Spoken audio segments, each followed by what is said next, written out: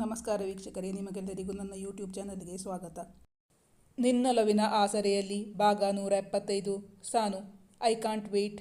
ತುಂಬ ಹಸಿವಾಗ್ತಿದೆ. ನೀನು ಊಟ ಕೊಡಲಿಲ್ಲ ಅಂದರೆ ಎಂದವನು ರಸಿಕತೆಯಿಂದ ಅವಳ ಕೆನ್ನೆಯತ್ತ ಬಾಗಿದಾಗ ಅವಳು ಅವನನ್ನು ದೂಡಿ ದೂರ ಸರಿಸಿದಳು.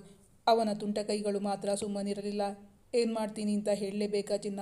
ರಸಿಕತೆಯಿಂದ ಅವನ ಕೈ ಬೆರಳುಗಳು ಅವಳ ಹಣೆ, ಮೂಗು, ತುಟಿ, ಗಲ್ಲ, ಕೊರಳನ್ನು ಸವರುತ್ತಾ ಚಿತ್ರ ಬಿಡಿಸಿತು. ಈಗೀಗ ಸನ್ನಿಧಿ ಅಣ್ಣನ ಬಳಿ ಮೊದಲಿನಂತೆಯೇ ಆತ್ಮೀಯತೆಯಿಂದ ಅವನಿಗೆ ಕರೆ ಮಾಡಿ ಮಾತಾಡಿದರು. ಅವನು ಅವಳಿಗೆ ಸರಿಯಾಗಿ ಸ್ಪಂದಿಸುತ್ತಲೇ ಇರಲಿಲ್ಲ. ಸನ್ನಿಧಿಗೋ ಹೇಗಾದರೂ ಮಾಡಿ ತಂದೆ, ತಾಯಿ ಮತ್ತು ಅಣ್ಣನ ಮಧ್ಯೆ ಇದ್ದ ವೈಮನಸ್ಸನ್ನು ಸರಿಪಡಿಸಿ ಮೊದಲಿನಂತೆಯೇ ಆತ್ಮೀಯವಾಗಿ ಇರಲಿ ಎಂಬ ಭಾವನೆ ಇತ್ತು. ಅದಕ್ಕಾಗಿ ತಂದೆ ತಾಯಿಯ ಬಳಿ ಕಾರಣ ಕೇಳಿ ತಿಳಿದುಕೊಂಡಿದ್ದಳು. ಸೊಸೆ ಇವರ ಮನೆಗೆ ಬಂದ ಬಳಿಕ ಅವರ ಮಧ್ಯೆ ಸಣ್ಣ ಮಟ್ಟಿನ ವೈಮನಸ್ಸು ಶುರುವಾಗಿತ್ತು. ದಿನ ಕಳೆದಂತೆ ಆ ಬಿರುಕು ಹೆಚ್ಚಾಗುತ್ತಲೇ ಹೋಗಿತ್ತು. ಸಂಪ್ರದಾಯಸ್ಥರಾದ ಜಯಂತಿ ಮತ್ತು ಜಯರಾಮ್ ದಂಪತಿಗಳಿಗೆ ಸೊಸೆಯ ಕೆಲವೊಂದು ಸ್ವಭಾವ ಹಿಡಿಸುತ್ತಲೇ ಇರಲಿಲ್ಲ. ಅದನ್ನು ಅವಳ ಬಳಿ ಹೇಳುವ ಬದಲು ಮಗನ ಬಳಿ ಪ್ರಸ್ತಾಪ ಮಾಡುತ್ತಿದ್ದರು. ಅವಳನ್ನು ತಿದ್ದಲು ಪ್ರಯತ್ನ ಪಡುತ್ತಿದ್ದರು. ಮದುವೆಯಾಗಿ ಮನೆಗೆ ಬಂದ ಸೊಸೆ ಮಂಡಿಯ ಮೇಲೆ ಬರುತ್ತಿದ್ದ ಪುಟ್ಟ ಮಕ್ಕಳು ಹಾಕುವಂತಹ ಶಾರ್ಟ್ಸ್ ಅಥವಾ ಫ್ರಾಕುಗಳನ್ನು ಹಾಕಿಕೊಂಡು ಮನೆಯಲ್ಲಿದ್ದರೆ ಅಕ್ಕಪಕ್ಕದ ಮನೆಯವರು, ನೆಂಟರಿಷ್ಟರು ಬಂದಾಗ ಆ ದಂಪತಿಗಳಿಗೆ ತುಂಬ ಮುಜುಗರವಾಗುತ್ತಿತ್ತು. ಮೈ ತೋರಿಸುವಂತಹ ಬಟ್ಟೆಗಳನ್ನು ಹಾಕಿಕೊಂಡು ಅದೊಂದು ದಿನ ಆಶಿಕಾ ಸೋಫಾದಲ್ಲಿ ಕುಳಿತು ಟಿವಿ ನೋಡುತ್ತಿರಬೇಕಾದರೆ ಅವಳ ವೇಷವನ್ನು ಕಂಡು ಜಯರಾಮ್ ಅವರಿಗೆ ತೀರಾ ಮುಜುಗರವಾಗಿತ್ತು. ಆಶಿಕಾಳನ್ನು ಆ ವೇಷದಲ್ಲಿ ನೋಡಿ ಸಹಿಸಲಾರದೆ ಜಯರಾಮ್ ಅವರು ಸೊಸೆಗೆ ಬುದ್ಧಿ ಹೇಳಿದ್ದರು. ಅದನ್ನೇ ದೊಡ್ಡದು ಮಾಡಿ ಅಂದು ದೊಡ್ಡ ಜಗಳವೇ ಆಗಿತ್ತು. ಆಶಿಕಾಳ ತಮ್ಮ ಅಮೆರಿಕಾದಲ್ಲಿ ಸೆಟ್ಲ್ ಆಗಿದ್ದ. ಅವಳ ತಂದೆಗೆ ತನ್ನ ಬಿಸ್ನೆಸ್ ನೋಡಿಕೊಳ್ಳಲು ಉತ್ತರಾಧಿಕಾರಿ ಬೇಕಾಗಿತ್ತು. ತಮ್ಮ ಮಗಳಿಗೆ ಬಿಸ್ನೆಸ್ನ ABCD ಗೊತ್ತಿಲ್ಲ ಎಂದು ಅವರಿಗೆ ಗೊತ್ತಿತ್ತಲ್ಲ. ಅವಳ ಕೈಗೆ ಕೊಟ್ಟರೆ ಮಂಗನ ಕೈಗೆ ಮಾಣಿಕ್ಯ ಕೊಟ್ಟಂತೆ ಎಂದು ಅವಳ ತಂದೆಗೆ ಚೆನ್ನಾಗಿ ಗೊತ್ತಿತ್ತು. ಆದ್ದರಿಂದ ಅವರು ತುಂಬ ಯೋಚನೆ ಮಾಡಿ ಒಂದು ನಿರ್ಧಾರಕ್ಕೆ ಬಂದಿದ್ದರು. ಅದಕ್ಕಾಗಿ ಈಗ ಮಗಳು ಅಳಿಯನನ್ನು ಹತ್ತಿರ ಮಾಡಿಕೊಂಡಿದ್ದರು.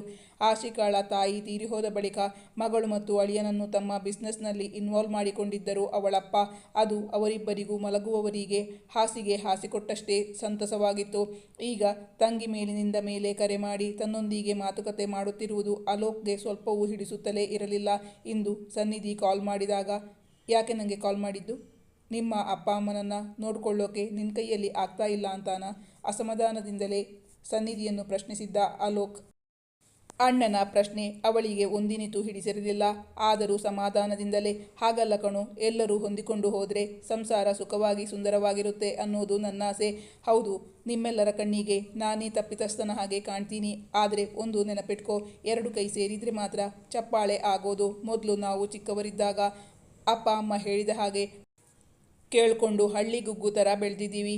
ಆದರೆ ಈಗ ಮದುವೆ ಆದಮೇಲೆ ನನ್ನ ಹೆಂಡತಿಗೆ ನಮ್ಮ ಅಮ್ಮನ ಹಾಗೆ ವರ್ಷದ 365 ದಿನಾನು ಸಾರಿ ಉಟ್ಕೊಂಡು ಓಡಾಡೋಕ್ಕಾಗಲ್ಲ. ನನ್ನ ಹೆಂಡತಿಗೋ ಮೊದಲಿನಿಂದಲೂ ಮಾಡರ್ನಾಗಿ ಡ್ರೆಸ್ ಮಾಡಿಕೊಂಡು ಓಡಾಡಿ ಅಭ್ಯಾಸ. ಆದರೆ ಅಪ್ಪಂಗೆ ಅದು ದೊಡ್ಡ ತಪ್ಪಾಗಿ ಕಾಣಿಸುತ್ತೆ. ನನ್ನ ಹೆಂಡತಿಯ ಮೇಲೆ ರೇಗಾಡಿ ನಿತ್ಯ ಜಗಳ ತಕರಾರು ತೆಗಿತಾನೆ ಇರ್ತಾರೆ. ಆರೋಗ್ಯಕ್ಕೆ ಮೊಟ್ಟೆ ತಿಂದರೆ ಒಳ್ಳೆಯದು ಅಂತ ಡಾಕ್ಟರ್ ಹೇಳಿದ್ದಾರೆ ಅಂತ ಮೊಟ್ಟೆ ತಂದು ಆಮ್ಲೆಟ್ ಮಾಡಿ ಮನೆಯಲ್ಲಿ ತಿನ್ನೋಕೆ ಹೊರಟ್ರೆ ಕುರಿಯನ್ನೇ ತಂದು ಮನೆಯಲ್ಲಿ ಕಡ್ದು ತಿಂತೀವಿ ಅನ್ನೋ ಥರ ದೊಡ್ಡ ಡ್ರಾಮಾ ಮಾಡ್ತಾರೆ ಅಮ್ಮ. ನಾನು ಎಷ್ಟು ಅಂತ ಸಹಿಸಲಿ ಹೇಳು? ನನಗೂ ಸಾಕಾಗಿದೆ. ಅಲೋಕ್ ತನ್ನ ಅಸಮಾಧಾನವನ್ನು ತಂಗಿಯ ಮುಂದೆ ಹೇಳಿಕೊಂಡ. ಆಗ ಸನ್ನಿಧಿ, ಅದು ಹಾಗಲ್ಲ ಕಣೋ, ಅತ್ತಿಗೆಯ ಡೆಲಿವರಿಯಾಗಿ 3 ತಿಂಗಳ ಮೇಲಾಯಿತು. ಆದರೂ ನೀನು ಒಂದು ಕಾಲ್ ಮಾಡಿ ಕೂಡ ಅವರಿಗೆ ವಿಷಯನೇ ತಿಳಿಸಲಿಲ್ಲ ಅಂತ ತುಂಬ ಬೇಜಾರು ಮಾಡ್ಕೊಂಡಿದ್ದಾರೆ. ನೀನೀಗ ಅತ್ತಿಗೆ ಮತ್ತು ಮಗುನ ಮನೆಗೆ ಕರ್ಕೊಂಡು ಬರದೇ ಇದ್ರೂ ಬೇಡ, ನಿನ್ನ ಮನೆ ಅಡ್ರೆಸ್ ಕೊಡು, ಒಂದ್ಸಲ ಬಂದು ಮೊಮ್ಮಗುನ ತೋರಿಸ್ಕೊಂಡು ಬರ್ತೀನಿ. ಅದಕ್ಕೂ ವಿರೋಧ ವ್ಯಕ್ತಪಡಿಸಬೇಡ ಕಣೋ ಪ್ಲೀಸ್. ನೀನು ದೂರಾದ ಮೇಲೆ ಅಪ್ಪ ಅಮ್ಮ ಈಗಾಗಲೇ ಅರ್ಧ ಆಗೋಗಿದ್ದಾರೆ. ಇನ್ನು ಎಷ್ಟು ಅಂತ ಅವರ ಮನಸ್ಸಿಗೆ ನೋವುಂಟು ಮಾಡ್ತೀಯೋ? ಬೇಡ ಅಣ್ಣ ಪ್ಲೀಸ್. ಸನ್ನಿಧಿ ಅಣ್ಣನ ಬಳಿ ಪರಿಪರಿಯಾಗಿ ಬೇಡಿಕೊಳ್ಳುತ್ತಿದ್ದಳು. ಆದರೆ ಅವನು ಕರಗಲೇ ಇಲ್ಲ. ನೀನೇನು ಅಪ್ಪ ಅಮ್ಮನನ್ನ ನಿನ್ನ ಮನೇಲಿಟ್ಕೊಂಡು ನೋಡಬೇಕು ಅಂತ ಹೇಳ್ತಾ ಇಲ್ಲ. ಅವರಿಬ್ಬರ ಜವಾಬ್ದಾರಿ ಪೂರ್ತಿ ನನಗೇ ಇರಲಿ. ವಾರಾಂತ್ಯದಲ್ಲಿ ಯಾವಾಗಾದರೂ ಒಮ್ಮೆ ಬಂದು ಅವರ ಹತ್ರ ಮಾತಾಡಿ ಅವರನ್ನು ವಿಚಾರಿಸ್ಕೊಂಡು ಹೋದರೆ ಸಾಕು. ಸನ್ನಿಧಿ ಮತ್ತೆ ಅಣ್ಣನ ಬಳಿ ಹೇಳಿದಳು. ಹೌದು, ಇಷ್ಟೆಲ್ಲ ಹೇಳ್ತೀಯಲ್ಲ ನೀನು, ಯಾಕೆ ಅವರನ್ನು ನಿನ್ನ ಮನೆಯಲ್ಲಿ ಇಟ್ಕೊಂಡು ನೋಡ್ಕೋತಾ ಇಲ್ಲ? ನೋಡ್ಸಾನು, ಭಾಷಣ ಬಿಗಿಯೋದು ಸುಲಭ, ಆದರೆ ಅದನ್ನು ತಮ್ಮ ಜೀವನದಲ್ಲಿ ಅಳವಡಿಸೋದು ತುಂಬ ಕಷ್ಟ. ಈಗ ಅಪ್ಪ ಅಮ್ಮ ಎಲ್ಲಿದ್ದಾರೆ? ಅದೇ ಬಾಡಿಗೆ ಮನೆಯಲ್ಲೋ? ಅಥವಾ ನೀನು ಚಿಕ್ಕವಳಿದ್ದಾಗಲೇ ದೊಡ್ಡ ದೊಡ್ಡ ಮಾತು ಹೇಳ್ತಾ ಇದೆಯಲ್ಲ, ನಾನು ಕೆಲಸಕ್ಕೆ ಹೋಗಿ ದುಡಿದು ಸಂಪಾದನೆ ಮಾಡ್ತೀನಿ, ಆಗ ಅಮ್ಮನಿಗೊಂದು ಮನೆ ಕಟ್ಟಿಸಿಕೊಡ್ತೀನಿ ಅಂತ ನೀನಂದು ಹೇಳಿರೋ ಹಾಗೆ ಅಪ್ಪ ಅಮ್ಮನಿಗೋಸ್ಕರ ಮನೆ ಕಟ್ಟಿಸಿಕೊಟ್ಟಿದ್ಯಾ? ಆ ಮನೆಗೆ ಬರಬೇಕಿದ್ದ ವ್ಯಂಗ್ಯವಾಗಿ ಅವಳ ಬಳಿ ಕೇಳಿದ್ದ ಅಲೋಕ್. ಅವನ ಮಾತು ಅವಳಿಗೆ ಚಾಟಿಯಿಂದ ಬೀಸಿದಂತಾಗಿತ್ತು. ಅಣ್ಣನ ಮಾತು ಕೇಳಿ ಸಾನು ತುಂಬ ನೊಂದುಕೊಂಡಳು. ಅವಳ ಕಣ್ಣಂಚು ಒದ್ದೆಯಾಗಿತ್ತು. ಮುಂದೆ ಮಾತಾಡಲು ಸ್ವರವೇ ಬರುತ್ತಿಲ್ಲ ಅವಳಿಂದ. ಈಗ್ಯಾಕೆ ನೀನು ಮೌನವಾಗಿಬಿಟ್ಟೆ? ನಿನ್ನ ತಪ್ಪನ್ನು ಪಾಯಿಂಟ್ ಮಾಡಿದ್ದಕ್ಕ? ಅಲೋಕ್ ಮತ್ತೆ ಅವಳನ್ನು ಇರಿದು ಕೇಳಿದ್ದ. ನಮ್ಮ ಮನೆಯಲ್ಲಿ ಬಂದಿರೋಕೆ ಯಾರದು ವಿರೋಧ ಇಲ್ಲ ಅಣ್ಣ, ಆದರೆ ಅಪ್ಪ ಅಮ್ಮನೇ ಅದಕ್ಕೆ ಸಮ್ಮತಿಸ್ತಾ ಇಲ್ಲ. ನನ್ನ ಮಕ್ಕಳಿನ್ನೂ ಚಿಕ್ಕವರು, ಆದ್ದರಿಂದ ಕೆಲಸಕ್ಕೆ ಹೋಗೋಕ್ಕೆ ನನಗೆ ಸಾಧ್ಯ ಆಗ್ತಾ ಇಲ್ಲ. ಅಣ್ಣ ಪ್ಲೀಸ್, ಒಂದೇ ಒಂದು ಬಾರಿ ನೀನು ಅಡ್ರೆಸ್ ಕಳಿಸಿದರೆ ಮಗುವನ್ನು ಎಂದು ಮತ್ತೆ ಅಣ್ಣನ ಬಳಿ ಕೇಳಿದಾಗ ಅವನು ತನ್ನ ಅಡ್ರೆಸ್ ಕೊಟ್ಟಿರಲಿಲ್ಲ. ಜಯರಾಮ್ ಅವರಿಗೆ ಮೊಮ್ಮಗನನ್ನು ನೋಡುವ ಹಂಬಲ ದಿನದಿಂದ ದಿನಕ್ಕೆ ಜಾಸ್ತಿಯಾಗುತ್ತಿತ್ತು. ಅದಕ್ಕಾಗಿ ಅಣ್ಣನ ಬಳಿ ವಿನಂತಿಸಿಕೊಳ್ಳುತ್ತಿದ್ದಾಳೆ ಸನ್ನಿಧಿ. ಏನೇ ನೀನು ಅವರ ಪರವಾಗಿ ಬ್ಯಾಟ್ ಬೀಸೋಕೆ ಕಾಲ್ ಮಾಡ್ತೀಯಾ ಅಂದರೆ ನಿನ್ನ ಕಾಲ್ ಕೂಡ ರಿಸೀವ್ ಮಾಡಲ್ಲ ನಾನು. ಅವಳ ಬಳಿಯೂ ಮುನಿಸಿಕೊಂಡ. ಕರೆ ಸ್ಥಗಿತಗೊಳಿಸಿದ್ದ. ಮತ್ತೆ ಅವಳೆಷ್ಟು ಬಾರಿ ಕರೆ ಮಾಡಿದರೂ ಅವನು ಕರೆ ಸ್ವೀಕರಿಸಲೇ ಇಲ್ಲ. ಜಯಂತಿ ಮತ್ತು ಜಯರಾಮ್ ದಂಪತಿಗಳಿಗೆ ಮಗ ಪರ್ಮನೆಂಟ್ ಆಗಿ ತಮ್ಮಿಂದ ದೂರ ಹೋಗಿದ್ದು ಸಹಿಸಲೇ ಸಾಧ್ಯವಾಗುತ್ತಿಲ್ಲ. ತುಂಬ ನೊಂದುಕೊಂಡಿದ್ದರು. ಜಯರಾಮ್ ಅವರ ಆರೋಗ್ಯ ಸುಧಾರಿಸಿದ ಬಳಿಕ ಅಳಿಯನ ಕಂಪನಿಯಲ್ಲಿ ಕೆಲಸಕ್ಕೆ ಸೇರಿದ್ದರು. ಆದ್ದರಿಂದ ಅವರ ಜೀವನಕ್ಕೆ ಯಾವ ತೊಂದರೆಯೂ ಇರಲಿಲ್ಲ. ತನ್ನ ತಾಯಿಗೆ ಸ್ವಂತ ಮನೆ ಕಟ್ಟಿಸಿಕೊಡುತ್ತೇನೆ ಎಂದು ಹೇಳಿದ ಸನ್ನಿಧಿಯ ಆಸೆ ಒಂದು ಹಾಗೆಯೇ ಉಳಿದುಬಿಟ್ಟಿತ್ತು. ಸನ್ನಿಧಿಗೆ ಸಿದ್ಧಾಂತ್ ಬಳಿ ಎಷ್ಟೇ ಆತ್ಮೀಯತೆ ಇದ್ದರೂ ತನ್ನ ತಂದೆ ತಾಯಿಗೋಸ್ಕರ ಒಂದು ಮನೆ ಕಟ್ಟಿಸಿಕೊಡಬೇಕೆಂದು ಕೇಳಲು ಅವಳಿಂದ ಸಾಧ್ಯವೇ ಆಗುತ್ತಿಲ್ಲ. ಹಾಗೆಂದು ಅವಳಿಗೆ ದುಡಿಯಲು ಹೋಗಲು ಸಾಧ್ಯವಾಗುತ್ತಿಲ್ಲ.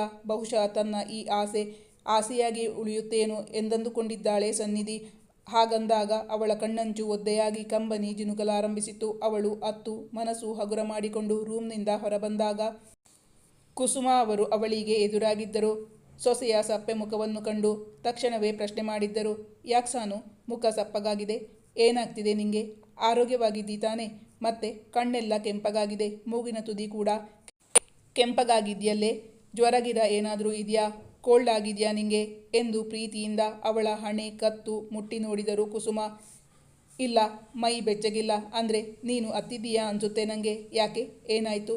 ಮತ್ತೆ ತಾಯಿಯಂತೆ ಪ್ರೀತಿಯಿಂದ ಅವಳನ್ನು ವಿಚಾರಿಸುತ್ತಿದ್ದರೆ ಅವಳ ದುಃಖದ ಕಟ್ಟೆ ಒಡೆದು ಹೋಗಿತ್ತು. ಅವಳು ಓಡಿ ಬಂದು ಅತ್ತೆಯ ಭುಜದ ಮೇಲೆ ತಲೆಯಿಟ್ಟು ಬಿಕ್ಕಲಾರಂಭಿಸಿದ್ದಳು. ಅಯ್ಯೋ, ಯಾಕಂದ ಅಳ್ತಾ ಇದ್ದೀಯಾ? ನಿಂಗೆ ಮನಸ್ಸಿಗೆ ತುಂಬ ನೋವಾಗಿರಬೇಕು.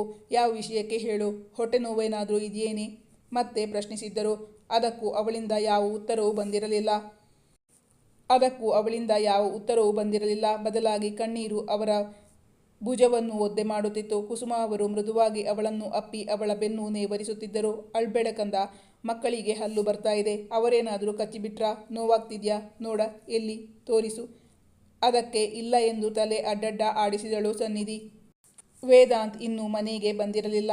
ಏನಾದರೂ ಫೋನ್ನಲ್ಲಿ ಸಂಭಾಷಣೆ ಮಾಡಿ ಜಗಳ ಆಗಿದೆಯೇನೋ ಎಂದುಕೊಂಡವರು. ವೇದ್ ಜೊತೆ ಏನಾದರೂ ಜಗಳ ಆಡ್ಕೊಂಡ್ಯಾ? ಇವತ್ತು ಬೆಳಗ್ಗೆ ಮನೆ ಬಿಟ್ಟವನು ಮಧ್ಯಾಹ್ನ ಊಟಕ್ಕೂ ಬಂದಿಲ್ಲ. ಇರು, ನೀನು ಹೇಳ್ದೇ ಇದ್ರೆ ಬೇಡ, ನಾನೇ ಅವನಿಗೆ ಕಾಲ್ ಮಾಡಿ ನನ್ನ ಸೊಸೆನ ಯಾಕೆ ಅಳಿಸ್ತಾ ಇದ್ದೀಯಾ ಅಂತ ಕೇಳ್ತೀನಿ ಎಂದು ಅವರು ತಮ್ಮ ಸೆಲ್ಫೋನ್ಗಾಗಿ ಅತ್ತ ಹೊರಟಾಗ ಸನ್ನಿಧಿ ಅವರನ್ನು ತಡೆಯುತ್ತಾ ಹೇಳಿದಳು. ಅಮ್ಮ ಪ್ಲೀಸ್, ವೇದ್ಗೆ ಕಾಲ್ ಮಾಡಬೇಡಿ. ಇದಕ್ಕೂ ಅವನಿಗೂ ಯಾವ ಸಂಬಂಧವೂ ಇಲ್ಲ ಎಂದವಳು ನಿಧಾನವಾಗಿ ಅವರ ಬಳಿ ಹೇಳಿದ್ದಳು. ಅಣ್ಣಂಗೆ ಕಾಲ್ ಮಾಡಿದ್ದೆ ಅಮ್ಮ. ಅಪ್ಪ ಅಮ್ಮ ಮೊಮ್ಮಗನ ನೋಡಬೇಕು ಅಂತ ತುಂಬ ಆಸೆ ಪಡ್ತಾರೆ ಅಂತ ಹೇಳಿದರೆ ಅವನು ಅಡ್ರೆಸ್ ಕೂಡ ಕೊಡ್ತಾ ಇಲ್ಲ. ಈ ಸಮಸ್ಯೆಯನ್ನು ಹೇಗೆ ಬಗೆಹರಿಸೋದು ಅಂತ ನನಗೆ ಅರ್ಥ ಆಗ್ತಿಲ್ಲ ಅಮ್ಮ. ಯಾಕೋ ತುಂಬ ಬೇಜಾರಾಯಿತು.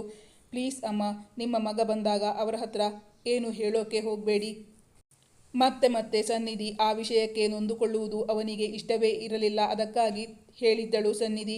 ಅಷ್ಟೇ ತಾನೇ, ಎಲ್ಲರಿಗೂ ಒಂದು ಸಮಯ ಬರುತ್ತೆ ಸಾನು. ರಕ್ತ ಮಾಂಸ ಹಂಚಿಕೊಂಡು ಹುಟ್ಟಿದ್ರೆ ಮಾತ್ರ ಅಲ್ಲ ಅಪ್ಪ ಅಮ್ಮ ಪ್ರೀತಿಯಿಂದ ತಮ್ಮ ಸರ್ವಸ್ವವನ್ನು ತ್ಯಾಗ ಮಾಡಿ ಸಾಕಿದ್ರು ಅಪ್ಪ ಅಮ್ಮನೇ. ಹಾಗಂತ ಅವನಿಗೂ ಒಂದು ದಿನ ಗೊತ್ತಾಗುತ್ತೆ, ನೋಡ್ತಾ ಇರು. ಕಕ್ಕುಲತೆಯಿಂದ ಸಾನುವನ್ನು ತಮ್ಮ ಎದೆಗೆ ಒರಗಿಸಿಕೊಂಡು ಸಮಾಧಾನ ಮಾಡಿದ್ದರು ಕುಸುಮ. ತಾತ್ಕಾಲಿಕವಾಗಿ ಅವಳ ಮನಸ್ಸು ಸಮಾಧಾನಗೊಂಡರು. ಮನದ ಮೂಲೆಯೊಂದರಲ್ಲಿ ಅಣ್ಣ ಹೇಳಿದ್ದು ಸರಿ, ತಾನು ತಾಯಿಗಾಗಿ ಮನೆ ಕಟ್ಟಿಸಿಕೊಡುತ್ತೇನೆ ಎಂದು ಕನಸು ಕಂಡಿದ್ದು ಈ ಜನ್ಮದಲ್ಲಿ ನನಸಾಗುವುದಿಲ್ಲ ಎಂಬ ಬೇಸರವಂತೂ ಅವಳ ಮನಸ್ಸಲ್ಲಿ ಇದ್ದೇ ಇತ್ತು. ಅಂದು ರಾತ್ರಿ 9 ಗಂಟೆಗೆ ವೇದಾಂತ್ಗೆ ಕಾಲ್ ಮಾಡಿ ವಿಚಾರಿಸಿದಾಗ ಇನ್ನೊಂದು ಗಂಟೆಯಲ್ಲಿ ಬರ್ತೀನಿ ಚಿನ್ನ, ನೀನು ಊಟ ಮಾಡಿ ಮಲ್ಕೋ ಎಂದು ಹೇಳಿದ್ದ. ಆದರೆ ಅವನನ್ನು ಬಿಟ್ಟು ಊಟ ಮಾಡುವ ಮನಸ್ಸಾಗದೆ ಅವನಿಗಾಗಿ ಕಾಯುತ್ತಿದ್ದಳು. ಆಗ ಚಿನ್ನು ಎದ್ದು ಅಳತೊಡಗಿದಳು. ಅವಳನ್ನು ಸಮಾಧಾನಪಡಿಸಿ ಅವಳ ಪಕ್ಕದಲ್ಲಿ ಮಲಗಿಕೊಂಡಿದ್ದ ಸನ್ನಿಧಿಗೆ ನಿದ್ದೆ ಆವರಿಸಿಬಿಟ್ಟಿತ್ತು. ವೇದಾಂತ್ ಮನೆಗೆ ಬಂದಾಗ ರಾತ್ರಿ 10 ಗಂಟೆ ಕಳೆದಿತ್ತು. ಮಗನಿಗಾಗಿ ನಿದ್ದೆಗಣ್ಣಲ್ಲಿ ಕಾದು ಕುಳಿತಿದ್ದರು ಕುಸುಮ. ಮಗ ಇಂದು ಲೇಟಾಗಿ ಬಂದಿದ್ದಕ್ಕೆ ಅವರಿಗೆ ತುಸು ಅಸಮಾಧಾನವಾಗಿತ್ತು. ಏನೋ ವೇದ್, ನೀನು ಇಷ್ಟೊತ್ತಿಗ ಮನೆಗೆ ಬರೋದು? ಪಾಪ ಸಾನು ಆಗಿಂದ ನಿಂಗೋಸ್ಕರ ಊಟಕ್ಕೆ ಕಾಯ್ತಾ ಇದ್ಲು. ನೀನು ಊಟ ಮಾಡು ಸಾನು, ಅವನು ಹೊರಗೆ ಊಟ ಮಾಡಿಕೊಂಡು ಬರ್ಬೋದು ಅಂತ ಹೇಳಿದ್ರು ಕೇಳಿಲ್ಲ ನೋಡು. ಊಟ ಮಾಡದೆ ಹಾಗೆ ಮಕ್ಕಳ ಜೊತೆ ಮಲಗಿದ್ಲು ಅನ್ಸುತ್ತೆ, ಕುಸುಮ ಹೇಳಿದರು. ಸಾರಿ ಅಮ್ಮ, ಒಂದೊಳ್ಳೆ ಪ್ರಾಜೆಕ್ಟ್ ಸಿಕ್ಕಿತ್ತು. ಕಸ್ಟಮರ್ ಜೊತೆ ಮೀಟಿಂಗ್ ಮುಗಿದಿದ್ದೇ ಲೇಟಾಗಿತ್ತು. ಅವರ ಜೊತೆನೇ ಹೋಟೆಲಲ್ಲಿ ಊಟ ಮಾಡ್ಕೊಂಡು ಹೋಗಿ ಅಂತ ನನ್ನ ಒತ್ತಾಯ ಮಾಡಿದ್ರು. ಈಗಾಗಲೇ ತುಂಬ ಲೇಟಾಯಿತು ಅಂತ ಹೇಳಿ ತಪ್ಪಿಸ್ಕೊಂಡು ಬಂದೆ. ತಾಯಿಯ ಬಳಿ ಹೇಳಿದ ವೇದಾಂತ್. ಅವನು ಕೂಡ ಊಟ ಮಾಡಿರಲಿಲ್ಲ. ಹೊಟ್ಟೆಯಲ್ಲಿ ಆಗಲೇ ಇಲಿಗಳು ಓಡಾಡಲು ಶುರುವಿಟ್ಟುಕೊಂಡಿದ್ದರು. ತನ್ನವಳು ಹಸಿದಿರಬೇಕಾದರೆ ಅವನಿಗೆ ಊಟ ಮಾಡುವ ಮನಸ್ಸಾಗದೆ ಸೀದಾ ಬೆಡ್ರೂಮ್ಗೆ ಹೋಗಿದ್ದ. ಪುಟ್ಟ ಚಿನ್ನು ತಾಯಿಗೊರಗಿ ಮಲಗಿ ನಿದ್ರಿಸುತ್ತಿದ್ದರೆ ಅವಳ ಪಕ್ಕದಲ್ಲಿ ಮಲಗಿದ್ದ ಸನ್ನಿಧಿ ಕೂಡ ಗಾಢ ನಿದ್ದೆಯಲ್ಲಿದ್ದಳು. ವೇದಾಂತ್ ಅಲ್ಲೇ ನಿಂತು ತಾಯಿ ಮಗಳು ಇಬ್ಬರನ್ನೂ ನೋಡುತ್ತಿದ್ದ. ಪುಟ್ಟ ಚಿನ್ನುವಿಗೂ ಇವಳಿಗೂ ಯಾವ ವ್ಯತ್ಯಾಸವೂ ಇಲ್ಲ, ಅದೇ ಮುಗ್ಧತೆ ಎಂದುಕೊಂಡವನು ಅವಳನ್ನೇ ನೋಡುತ್ತಾ ಕುಳಿತಿದ್ದ. ಸುಂದರ ಕನಸೇನಾದರೂ ಕಂಡಿದ್ದಳೇನೋ ಸನ್ನಿಧಿ. ಅವಳ ತುಟಿಯಂಚಿನಲ್ಲಿ ಕಿರುನಗು ಲಾಸ್ಯವಾಡುತ್ತಿತ್ತು. ಉಸಿರಾಟದಿಂದಾಗಿ ಏರಿಳಿಯುತ್ತಿದ್ದ ಅವಳ ತುಂಬಿದ ಎದೆ, ಫ್ಯಾನ್ನ ಗಾಳಿಗೆ ಕೆದರಿದ ಅವಳ ಮುಂಗುರುಳು ಅವಳನ್ನು ನೋಡಿದಷ್ಟು ತಣಿಯುತ್ತಿಲ್ಲ ಅವನ ಕಂಗಳಿಗೆ. ವೇದಾಂತ್ ತನ್ಮಯತೆಯಿಂದ ಹಾಗೆ ನೋಡುತ್ತಾ ಅದೆಷ್ಟು ಹೊತ್ತು ಕುಳಿತಿದ್ದನೋ ಏನೋ. ಅವನ ಕೈಗಳು ನಿಧಾನವಾಗಿ ಅವಳ ಮುಂಗುರುಳು ಸರಿಸಿ ಮೃದುವಾಗಿ ಅವಳ ಹಣೆಯ ಮೇಲೆ ತುಟಿಯೊತ್ತಿದಾಗ ಅವಳು ಕಣ್ಣು ತೆರೆದಿದ್ದಳು. ಅವನ ಮುಖದಲ್ಲಿ ಆಯಾಸ ಇಣುಕುತ್ತಿದ್ದರೂ ಪ್ರಸನ್ನತೆ ಮೂಡಿತ್ತು. ಸನ್ನಿಧಿ ಕಣ್ಬಿಟ್ಟರು. ಪರಿಸ್ಥಿತಿಯ ಅರಿವಾಗಲು ಅವಳಿಗೆ 1 ನಿಮಿಷವೇ ಬೇಕಾಗಿತ್ತು.